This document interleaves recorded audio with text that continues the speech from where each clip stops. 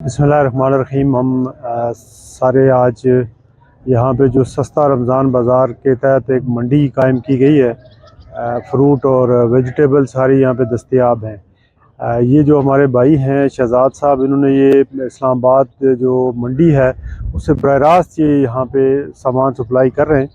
और रावलाकोट के लोगों से मैं ये गुजारिश करूँगा कि वो ज़रूर यहाँ आएँ और सस्ती अशिया ख़रीदें। ये सहूलत उन्हीं के लिए कायम की गई है।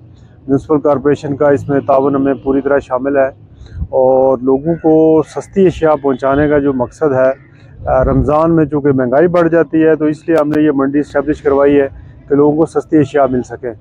लेकिन अभी चूँकि लोगों को पूरी तरह इसका इल्म नहीं है, तो इस अपनी कन्वर्सेशन के ज़रिए हम ये पैगाम दे रहे हैं कि आप साबर शहीद स्टेडियम में तशरीफ़ लाएँ और यहाँ पे सस्ती जो सब्ज़ी है और सस्ता फ्रूट है वो ख़रीद फरमाएँ।